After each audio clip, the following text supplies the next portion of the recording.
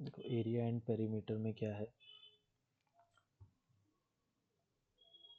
देखो सबसे पहले कौन सा क्वेश्चन है कि wire is bent to form a square of side 22 centimetre, मतलब कोई वायर थी उसको मैंने स्क्वायर की शेप में बेंड कर दिया जिसकी एक साइड जो है वो कितनी निकली 22, ठीक है। और then the wire is rebent to form a circle, इस बाद में इसको जो है सर्कल की शेप में बना दिया, तो बताओ जो इसका रेडियस है वो कितना होगा।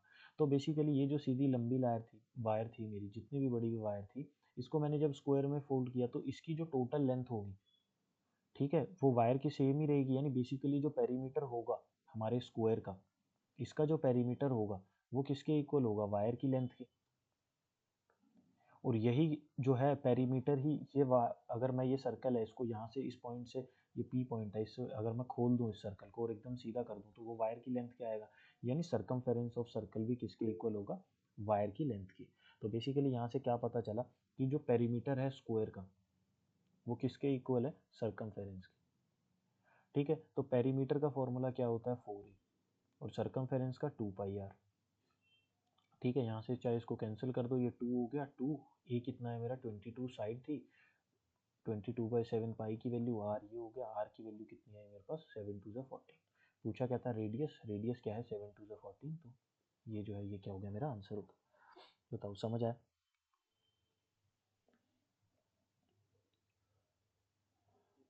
अब देखो क्या है, the perimeter of a rhombus is 148 centimetre, यानी रोम्बस मेरा इस टाइप का कुछ समझ लो, ये रोम्बस है, ठीक है, और इसका जो पेरीमीटर है वो क्या है 148 सेंटीमीटर, ठीक है, and one of its diagonal is 24 centimetre. Basically सही से बनाता हूँ उसको,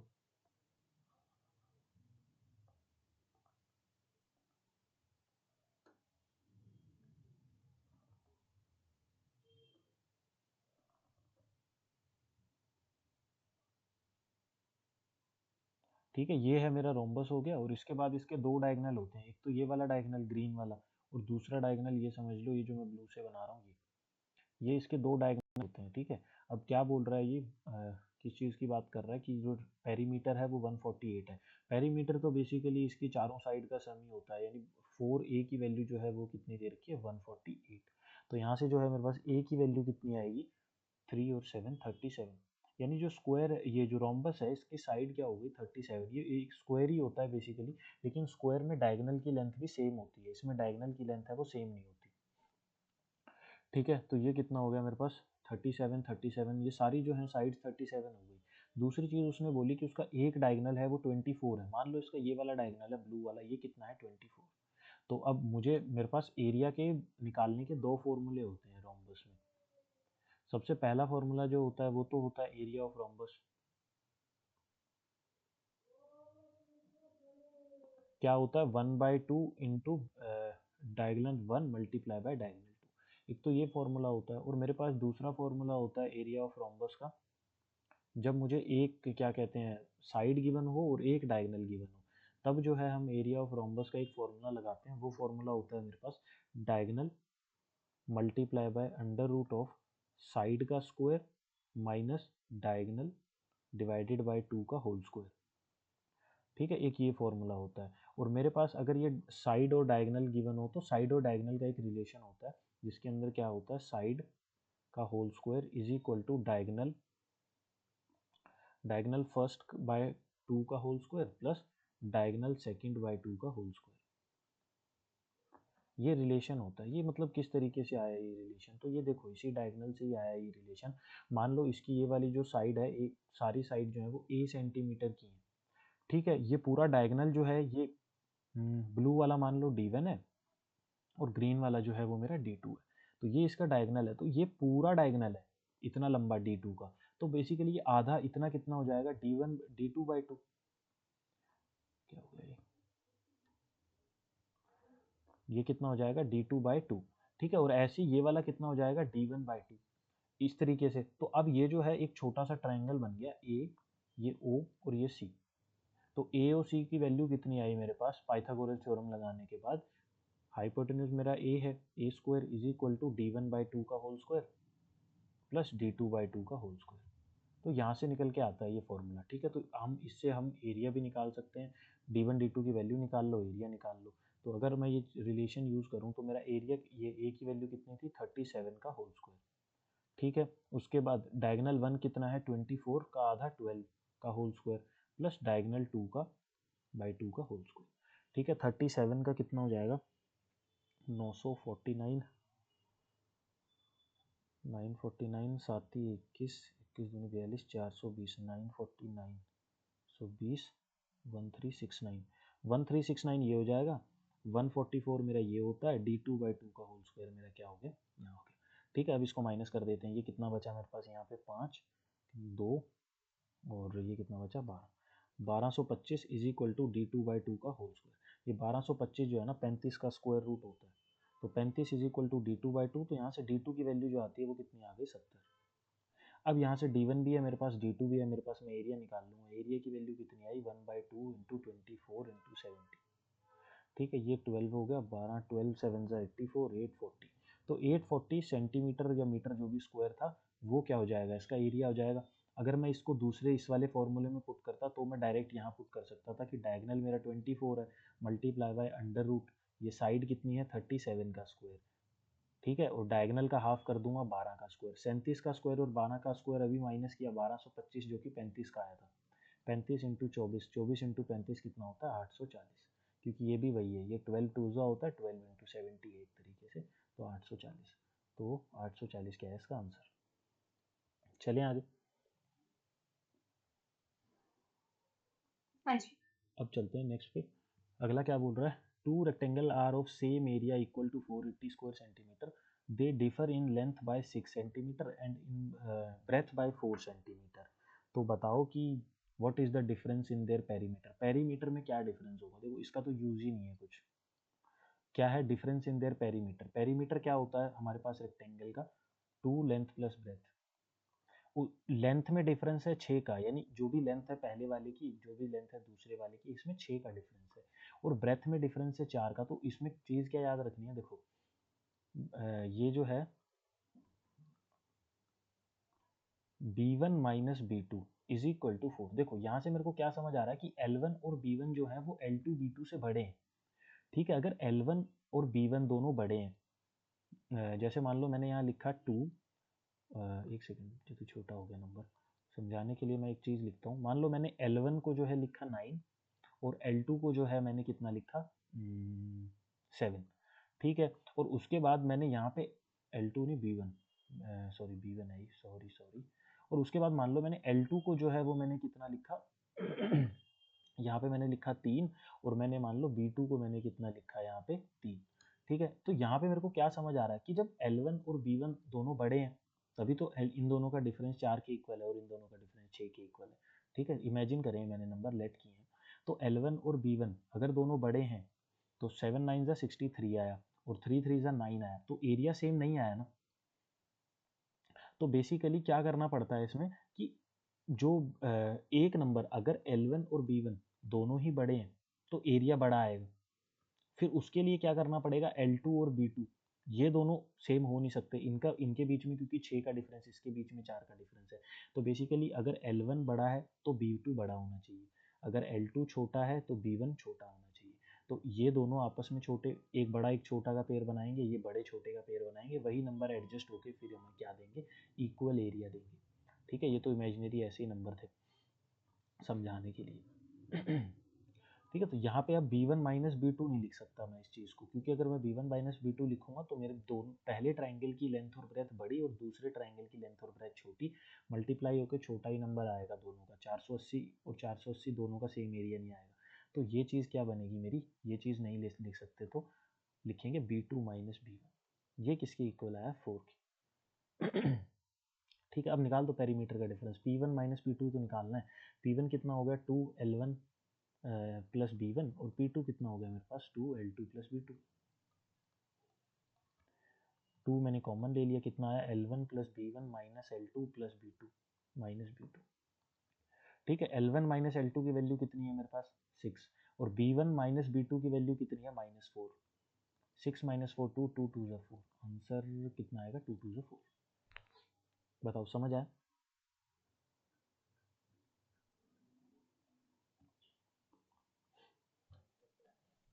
अब देखो क्या बोल रहा है, length of rectangular room is twice of its breath. ठीक है, लेंथ जो है वो 2 टाइम्स ऑफ ब्रेथ है। उसके बाद cost of flooring is ₹100 per square metre, the total cost involve is ₹5000। देखो 5,000 रुपये कॉस्ट है। हम कैसे निकालते हैं टोटल कॉस्ट? हम कैसे निकालते थे कि टोटल एरिया मल्टीप्लाई बाय जो पर एरिया की कॉस्ट होती थी, है ना, 1 स्क्वायर मीटर की जो कॉस्ट होती थी उसको मल्टीप्लाई करते थे टोटल से, टोटल कॉस्ट आ जाती थी। इस बार हमें टोटल कॉस्ट दे रखी है 55,000, है ना, और टोटल एरिया हमें पता नहीं है, लेकिन ये हमें दे रखा है कि इतनी कॉस्ट है एक की 100। तो टोटल एरिया कितना है मेरे पास 50।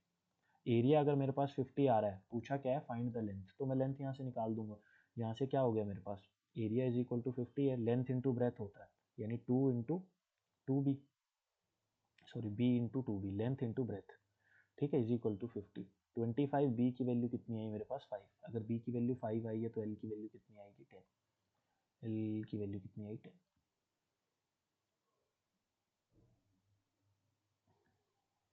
इसको देखो रेशो में भी कर सकते थे इसको अगर कन्वर्ट करना था, लेकिन रेशो में क्या होता है एक चीज़ जुड़ जाती है, L by B is equal to 2/1। ठीक है, अब देखो एरिया मुझे दे रखा है कितना 50। अगर एरिया 50 दे रखा है और एल बाई बी की वैल्यू 2/1 है, तो ये 2 into 1, area is basically length into breath, तो 2 इंटू 1 इज इक्वल टू 50। तो ये कितना आया 25। तो एक की वैल्यू 25 आई।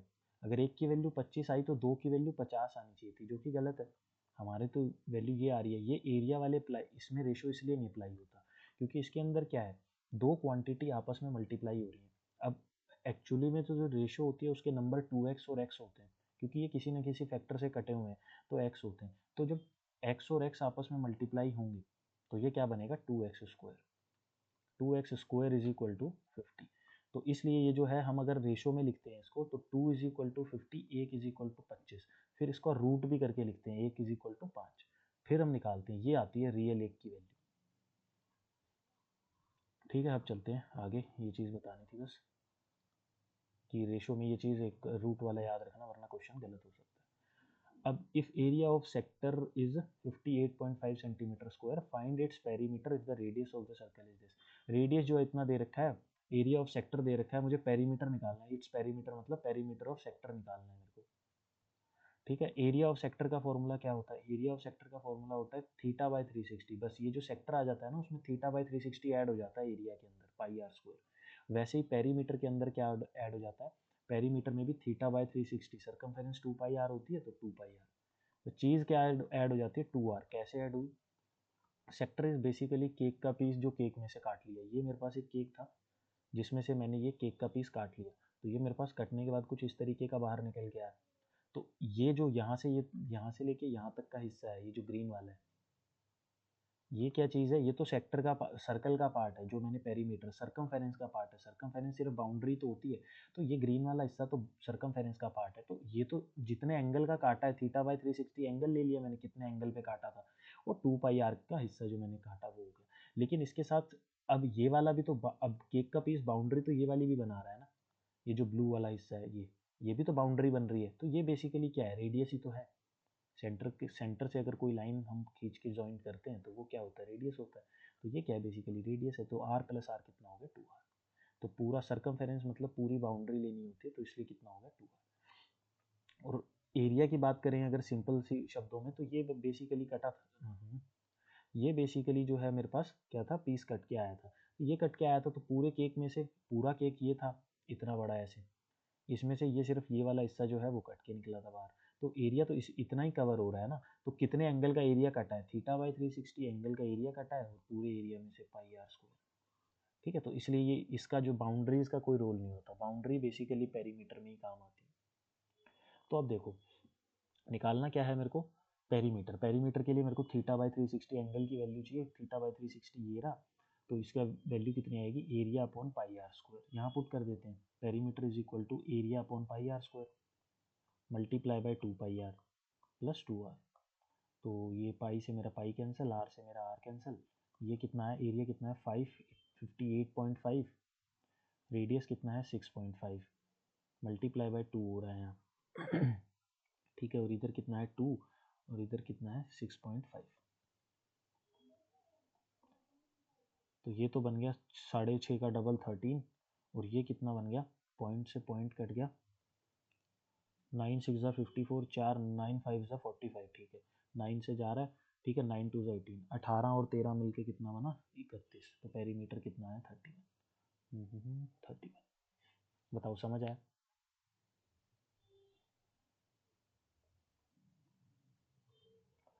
अब अब देखो क्या बोल रहा है, circumference of two circle is this and this, difference in their radius, radius यानी r1 माइनस r2 निकालना है। पहला कोई भी ले लो, ये बड़ा वाला है ना, इसमें से माइनस कर देते हैं इसको, क्योंकि डिफरेंस बोला है तो कैसे भी माइनस कर सकते हैं, डिफरेंस तो जैसे मर्जी माइनस कर लो। हमें रिस्पेक्टिवली नहीं बोला कि जो है फर्स्ट वाले के साथ ही difference in the radii respectively बोलता तो हम इसमें से माइनस करते, लेकिन वो बोलेगा नहीं क्योंकि पहला हमेशा इसने छोटा दे रखा है, छोटे में से बड़ा माइनस कर नहीं सकते, माइनस में आएगी वैल्यू। तो देखो क्या है, सरकमफेरेंस 2 पाई आर, ये r1 ले लो माइनस 2 पाई r2 ले लो, इज इक्वल टू 352 माइनस 198, ठीक है 8 और 4 12, और ये कितना हो गया 19 34 15, ठीक है ये कितना आया मेरे पास 2 पाई r1 माइनस r2, ठीक है 2 से ये काट दो कितना हुआ 77, पाई कितना होता है 22/7, 11 2 ज़ा 11 7 ज़ा, तो r1 माइनस r2 की वैल्यू कितनी आई 49/2, एक मिनट 49/2, 24.5, 24.5, आया समझ में।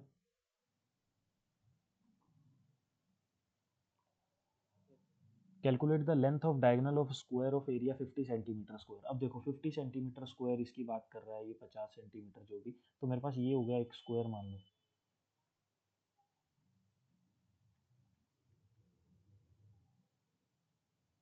ठीक है ये एक स्क्वायर है और इसमें इसके इसका ये जो है ये एक डायगोनल है, ठीक है तो यहाँ पे क्या है, स्क्वायर हर सारी साइड्स के साथ 90 डिग्री का एंगल बनाता है, इसने 90 डिग्री का एंगल बना रखा है, ठीक है ये अब ये जो है ये बी पॉइंट पे 90 डिग्री हो गया, ये ए हो गया, ये सी हो गया, तो ए बी सी एक राइट एंगल ट्राइंगल हो गया, ये बीच में इसका डायगोनल है डी, और ये इसकी साइड्स हैं।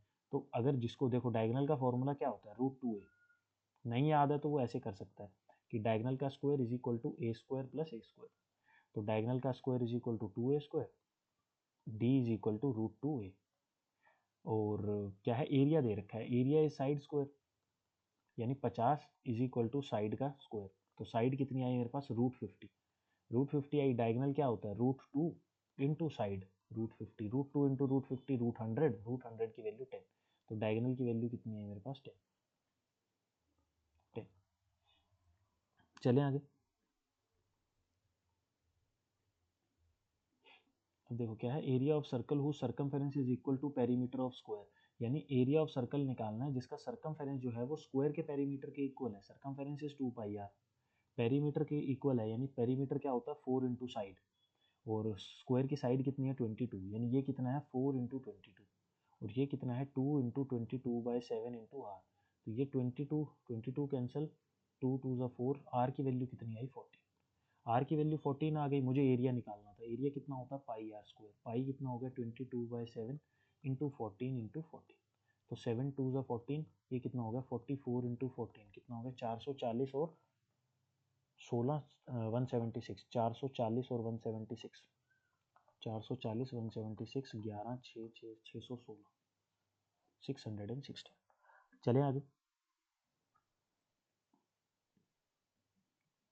अब चलते हैं क्या है, length of each side of rhombus is 13, length दे रखी है मेरे को साइड की, यानी साइड की वैल्यू 13 दे रखी है, डायगोनल 24 दे रखा है, एरिया निकालना है। देखो अभी बताया था कि जो साइड होती है यानी साइड का square is equal to d1/2 का होल स्क्वायर प्लस d2/2 का होल स्क्वायर, ठीक है तो यहाँ से एरिया ए की कितनी आई 169, ये कितना है 12 का स्क्वायर 144, प्लस कितना हो गया d2/2 का होल स्क्वायर, 169 144 25, रूट करेंगे 5, 5 की वैल्यू कितनी आई d2/2, तो d2 की वैल्यू कितनी आई 10, यहाँ पे मेरे पास डायगोनल की वैल्यू आ गई, एरिया निकालना है half multiply by d1 into d2, 12 120, तो आंसर कितना है 120। आगे चलते हैं,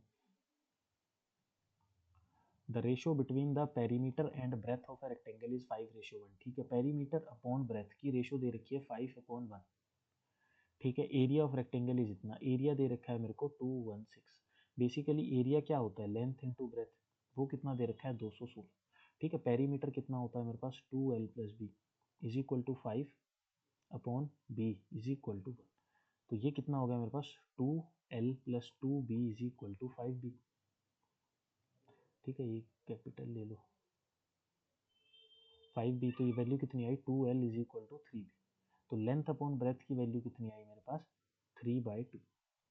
ठीक है, 3/2 आई। अब अगर मैं इसको रेशो में लूंगा तो मेरे को क्या करना पड़ेगा, पहले 3 लेंथ की इंटू ब्रेथ, एरिया कितना है 6, तो 6 की वैल्यू कितनी हो गई 216, 1 की वैल्यू कितनी हो गई 36।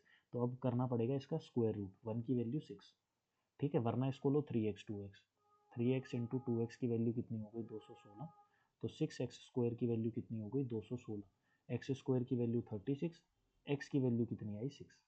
अगर x की वैल्यू 6 आई है तो पूछा है what is the length, length कितनी है 3, तो 6 3 ज़ा 18, ब्रेथ कितनी हो जाएगी 6 2 ज़ा 12, तो 18 पूछा है ना। हाँ, तो 18 जो है वो क्या हो गया मेरा आंसर। बताओ समझ आया? आगे चलते हैं, खत्म हो गया एरिया।